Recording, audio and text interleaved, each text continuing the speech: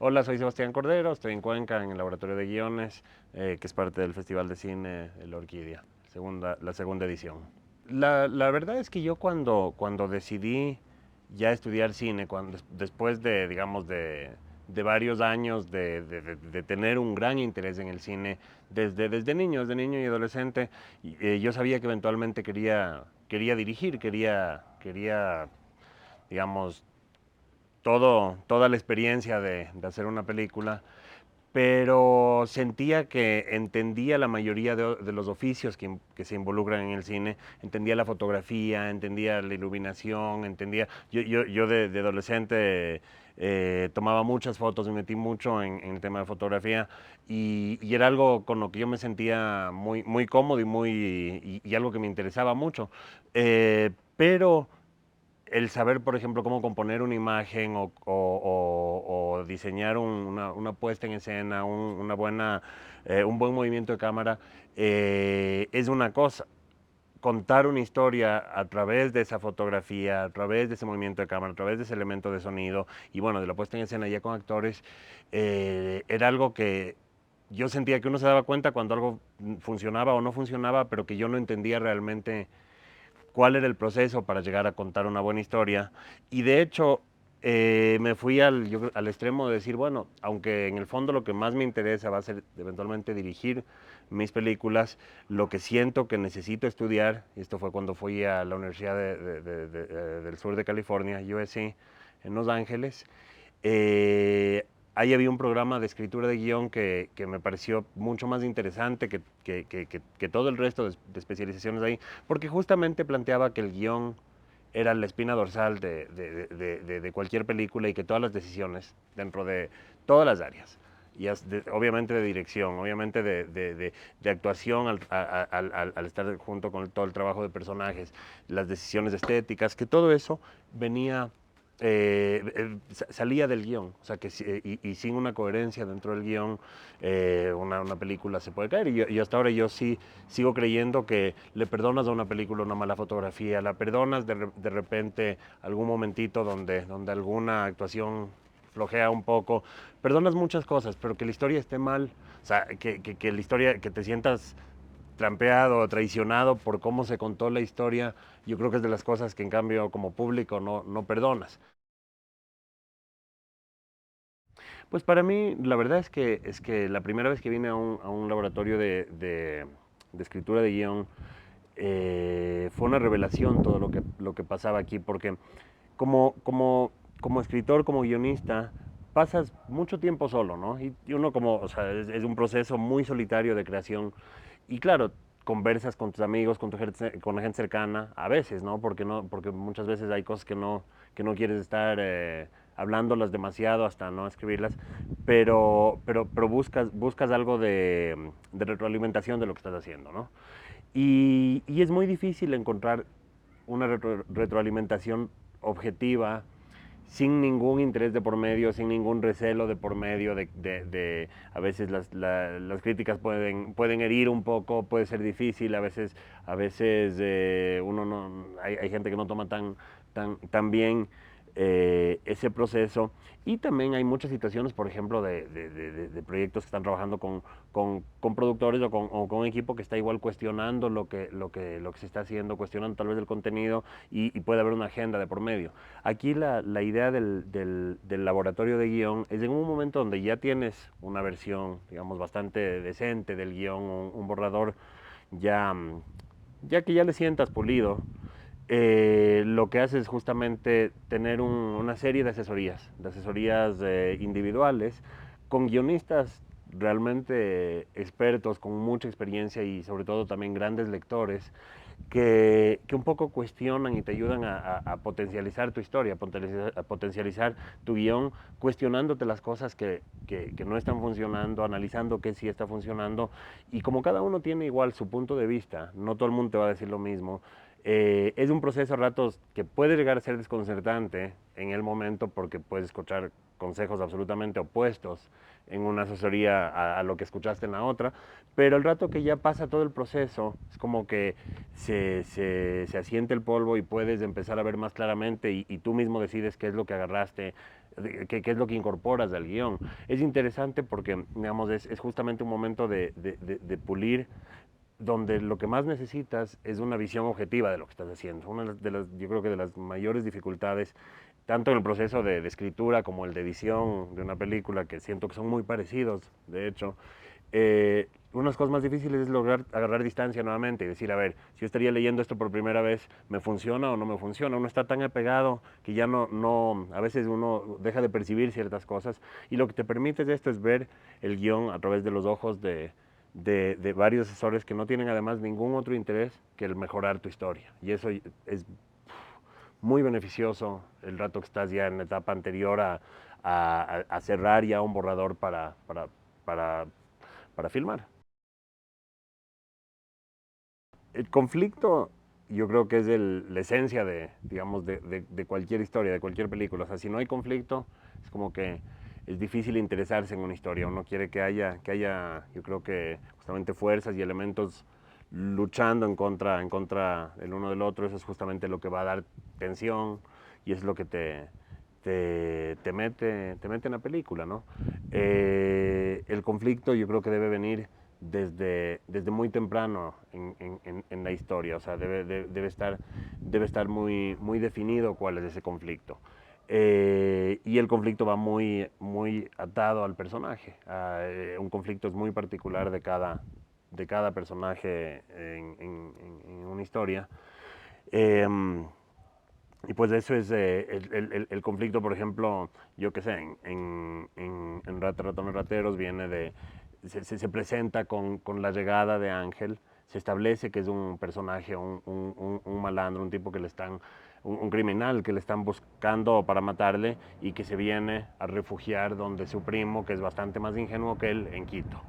Eh, el encuentro de Ángel con el primo, con Salvador, hace que de alguna forma Salvador empieza a cometer unas ciertas imprudencias y de hecho hay como un detonante que es directamente un, un, disparo accidental en el baño cuando están ellos conversando y Salvador quiere hacerse el chévere. Ese disparo hace que de repente ellos tengan que huir de donde estaban, de la casa de Salvador. No tienen más lugares a donde ir y el resto de la película es básicamente ellos recorriendo distintos lugares hasta ir resolviendo los problemas mientras tienen gente persiguiéndole a Ángel. ¿Qué pasó? Obviamente.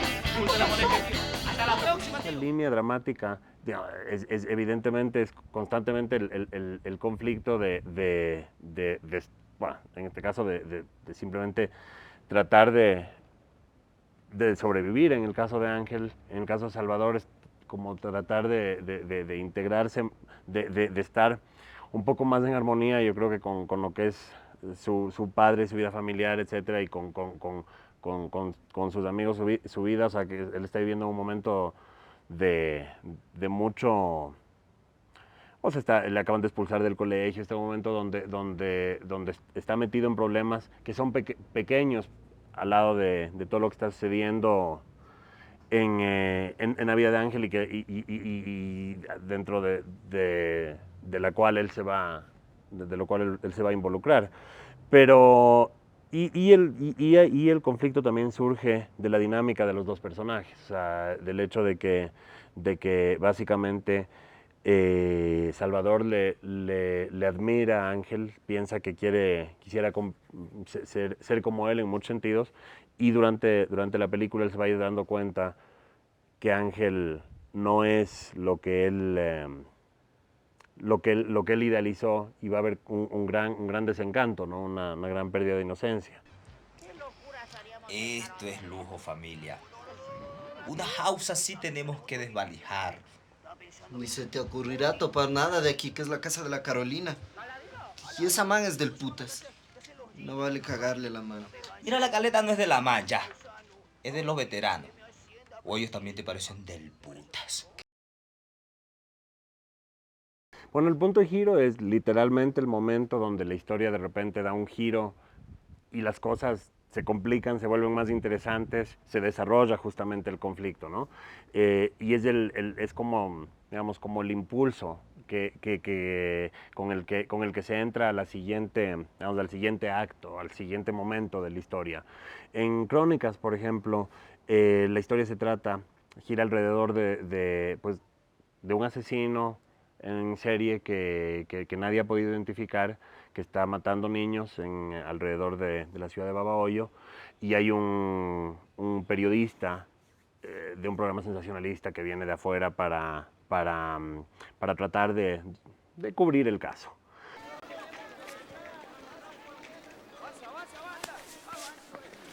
¿Está bien? ¿Te hizo algo? ¿Te hirió? Don Manolo, usted me tiene que sacar de aquí. Mire la situación en la que estoy. A mí me van a matar. Yo tengo que salir de aquí. ¿Yo qué puedo hacer? Eso no depende de mí. Usted sabe cuánto le escuchan. El rato que ellos se ven, él va a hacerle una última entrevista, porque además está preso después por haber atropellado a este niño. El tipo que está preso, Vinicio Cepeda, se da cuenta que Manolo, el reportero, se va a ir y él va a perder la oportunidad de que se haga más bulla acerca de su caso y él pueda salir. Y de repente le cuenta a Manolo que él sabe dónde está un cadáver que no ha sido encontrado de este asesino. Lo cual indicaría o que él tiene información acerca del asesino o que él es el asesino. Manolo, el reportero, está a punto de irse, ya le están esperando, tiene que viajar en pocas horas, de repente cancela todo y le empieza a hacer preguntas. Son preguntas muy específicas y se da cuenta que lo que le está diciendo tiene que ser verdad. Entonces, en ese momento, de repente él interrumpe lo que estaba el viaje y junto con el camarógrafo se van en búsqueda de esta fosa, en búsqueda de esta niña. El momento que ellos encuentran a esta niña, la historia ya agarró otro rumbo. De repente ahora se va a tratar acerca de tratar de descubrir y entender cuál es la información que tiene este tipo y si es que él tal vez sea el culpable, que parece todo indicar que es eso. Manolo. ¿Qué?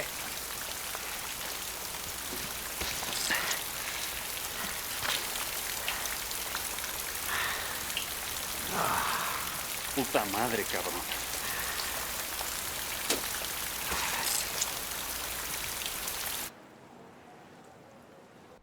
Y es como un motor de repente esa acción hacia con el resto de la historia. O sea, sin ese momento la historia no podría continuar, digamos. De ahí en adelante todo el resto de la película está estructurada alrededor de varias entrevistas, escenas entre los dos personajes, que todas vienen de ese momento. ¿Sabes qué? Es chistoso porque yo siempre he creído mucho en los personajes ambiguos, en los personajes que no son del todo buenos o del todo malos. Puedes tener, porque siento que eso es más cercano a la realidad, al mundo que conocemos. O sea, el ser humano nunca es de una sola manera y creo que todos tenemos muchas facetas. Entonces, hace rato que me di cuenta que no le quieres más a un personaje porque sea bueno. Al igual que no necesariamente le desprecias a un personaje por ser malo. Entonces, el rato que uno está buscando empatizar con el personaje, no se trata de darle acciones que uno diga, pues eso le haría mejor persona y eso va a hacer que sea más entrañable. Más bien, lo que yo creo que a uno le hace identificarse con un personaje, aunque sea muy distinto a uno, es cómo se enfrenta ese personaje a los obstáculos. O sea, es de qué manera ese personaje se define al enfrentarse a una dificultad, al enfrentarse a una crisis. El rato que tú ves a alguien que puede haber hecho algo muy cuestionable, de repente enfrentarse a una situación muy difícil, el instinto, yo creo, como lector, como espectador, es decir, chuta, ¿qué me pasaría a mí si estaría en esa situación? Y de hecho, por ejemplo, en Crónicas yo hice algo muy manipulativo al inicio de la película, que es introducir al personaje de Vinicio de una manera muy sospechosa, introducirlo bañándose y lavando ropa en una casa abandonada, cuando se está mencionando que existe un violador de niños que nadie ha podido encontrar, pero inmediatamente después hay una escena donde todo el pueblo intenta lincharlo y automáticamente uno se pone del lado de él. Es la víctima, está pasando algo, o sea, algo tan difícil, algo tan jodido que aunque uno sospeche de que él también podría ser el asesino, ya te pusiste de su lado. Y es como que se le da casi una figura de mártir ya en Crónicas. Y es súper interesante que eso suceda más por el tipo de dificultad que enfrenta, más que por su calidad moral o la bondad o maldad del personaje. Una mañana linda. No mames. Es mierda eso que tiene embarrado. Te lo ha dicho, mi amigo. Eso que usted ve ahí es una práctica muy común entre los presos que temen por su vida. Qué loco, había oído hablar de eso, pero pensé que era puro cuento. ¿Y la herida cómo está? Ese hombre está vivo de puro milagro, señorita. Ya, Cepeda. Y ahora visita. Te me bañas este mismo rato, que no quiero que nadie te vea así. No me vayas a sacar nada de esto en la televisión, por favor, ¿no? Mira, creo que justamente en cualquier película uno se pone en los zapatos del personaje, o bueno, digamos, esa es la idea. Y un personaje generalmente sí experimenta un viaje, ¿no? Un recorrido. Tal vez puede ser un viaje emocional, un viaje, a veces puede ser un viaje físico, pero hay generalmente lo que se llama el arco del personaje, el arco dramático del personaje, que básicamente se refiere al punto donde empieza el recorrido que tiene y el punto donde termina la historia. Y generalmente ese arco dramático está definido por el conflicto. O sea, el rato que empieza el conflicto es cuando empiezas a seguirle la vida a ese personaje. Y el rato que termina el conflicto es ya el momento en que se cerró. Y ahí ves a dónde llegó el personaje. Entonces, creo que ese viaje es muy, muy importante. Y a veces ese viaje viene acompañado de cambios, digamos, tal vez de una evolución en cierto sentido, pero una pérdida por otro lado. Y justamente yo creo que es esencial tener claro cuál va a ser ese viaje. En el caso de Rabia era interesante porque era un personaje muy cuestionable, digamos, un personaje que es agresivo, que es bronquista, que, digamos, explota demasiado fácilmente y que al principio de la película básicamente le ves en dos facetas. Le ves como un tipo muy enamorado y muy cariñoso con su novia, y por otro lado un tipo celoso, difícil y sobre todo muy violento. Él comete un crimen, mata al capataz de la obra donde trabaja y se refugia en la casa donde trabaja Rosa, que es una empleada doméstica en España. Y durante el resto de la película, pues él simplemente se va a convertir como en un fantasma dentro de la casa, porque ella no sabe que él está ahí. Y él empieza a comunicarse con ella a través de llamadas telefónicas que hace desde la segunda línea de la casa. Se murió anoche. Yo lo encontré. ¿Y por qué te afecta tanto? ¿Ese no fue el que alguna vez te molestó? No empecemos con eso, María. Le estoy contando algo horrible y usted con sus celos. ¿Usted cree que a mí me gusta que me busquen así? No lo sé. Rosa. ¿Por qué me dice eso? No lo sé. Y es chistoso porque todas las llamadas que hacen, casi las cuatro, tienen prácticamente el mismo texto. O sea, hay como variantes pequeñas, relevantes al momento de lo que está pasando, pero es casi siempre las cuatro escenas tienen como la misma construcción, y la película se sitúa también en 4 estaciones. O sea, tienes un paso del tiempo muy, muy definido. Entonces, dentro de ese tiempo tú vas viendo cómo, por un lado, va evolucionando, hay unos grandes elipsis en la relación de los dos personajes y en cómo él va cambiando hasta poco a poco, casi que perdiendo su humanidad. Él se vuelve, o sea, es como un fantasma de la casa, es como un animalito, es como la rata que vive en el desván, en la misma casa. Y hay como varios paralelos de este personaje que de repente paralizó su vida en ese momento, y mientras el resto de la vida en el mundo normal continúa, hasta el punto donde ya eso ya no se puede sostener. Hay un punto donde ya, y en el caso de Rabia, bueno, era una historia muy, muy, que empezaba dentro de un gran nivel de realismo y poco a poco sí se va haciendo como más, no sé, un poco más interna, más de tratar de meterse dentro del personaje y dentro de la locura que él poco a poco va desarrollando dentro del encierro y de las cosas que él vive ahí. Finalmente, chistoso porque el personaje se redime también de maneras muy cuestionables, o sea, es como que de repente hay momentos donde se convierte como en un ángel vengador al matarle al personaje del hijo de la familia que en un momento dado le viola a Rosa. Hay momentos donde uno tiene el miedo de que él podría convertirse en un personaje que podría hacer mucho daño, que podría empeorar las cosas.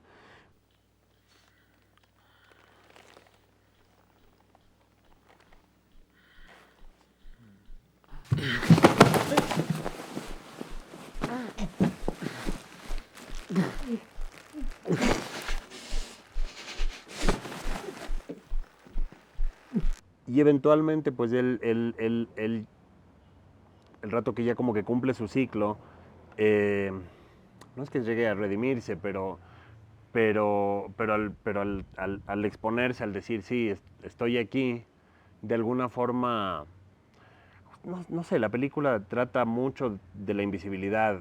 O sea, Rosa es un personaje que está constantemente en toda la casa y que la familia que está ahí, para ellos es invisible.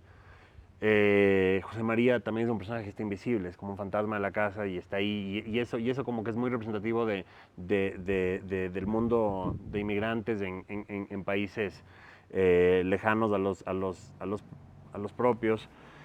Y aquí de alguna forma al final, o sea, lo que hace José María es volverse visible nuevamente, o sea, y ahí más o menos cumple su ciclo, pero al hacer eso igual él está muriendo. Bueno, es que la verdad es que tienes muchas escuelas, muchas teorías, ¿no? Y muchas fórmulas que tienen sus pros y contras, ¿no? O sea, tú tratas justamente de hacer un guión que se le sienta orgánico, que se sienta que justamente esté estructurado en base a lo que la historia pide, pero muchas veces sí es útil, y cuando uno sobre todo estudia otras películas, otros guiones, sí es útil entender cuál es la estructura tradicional. O sea, en un extremo tienes a Godard que dice una película tiene un inicio, una mitad, un desarrollo y un final, pero no necesariamente en ese orden, ¿no? Esa es la deconstrucción de la estructura tradicional que sí te plantea el principio, el desarrollo y el final. O sea, los tres actos básicamente el primer acto es una introducción del mundo en el que se va a contar la película, de los personajes, del conflicto. Después de un punto de giro, generalmente eso es una cuarta parte de la película. Digamos, si tienes una película de 2 horas, eso sería la primera media hora, ¿no? Luego, el segundo acto es el desarrollo del conflicto. Es como durante el resto de una buena parte de la película va a avanzar esta historia, se va a entender el desarrollo del personaje y hasta llegar a un punto donde ya está cerca de una crisis, de un momento de tocar fondo y luego de una posibilidad de un desenlace. Y ahí entras ya al tercer acto donde justamente se van atando todos los cabos y se resuelve el conflicto.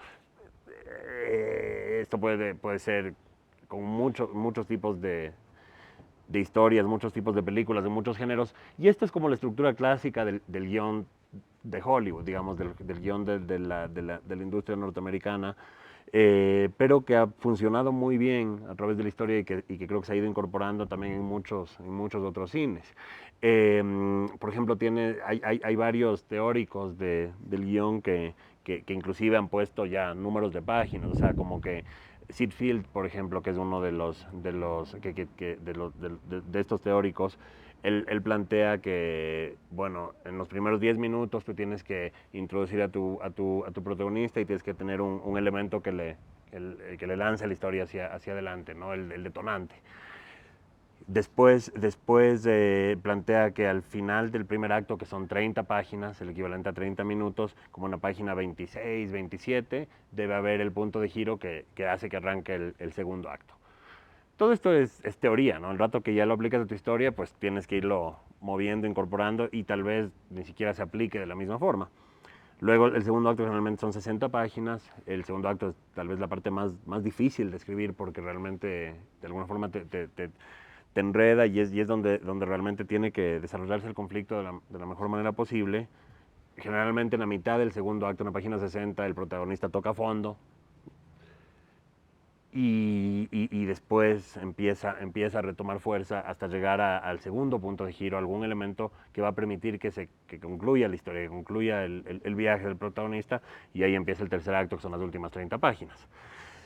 Pero, digamos, hablar de esa manera, yo creo que de un guión, pues sí le quita bastante de su gracia, pero sí es interesante conocer, digamos, esas teorías, ¿no? Hay otras teorías que en cambio le dividen al guión en secuencias de 15 páginas, que son mucho más manejables, pero son como bloques en los que se desarrolla la película y de repente sí te pueden ayudar o permitir a estructurar tu idea. Yo creo que luego, evidentemente, hay que ver qué es lo que te pide la historia, pero sí existe este tipo de situaciones. Mackie es un poco distinto, porque yo creo que él de alguna forma plantea una visión mucho más abierta del guión, o sea, él no habla tanto en fórmulas, sino más como en paradigmas, en ideas en como ideas que han funcionado en distintas películas y digamos, de alguna forma no lo simplifica tanto, que creo que también es muy interesante.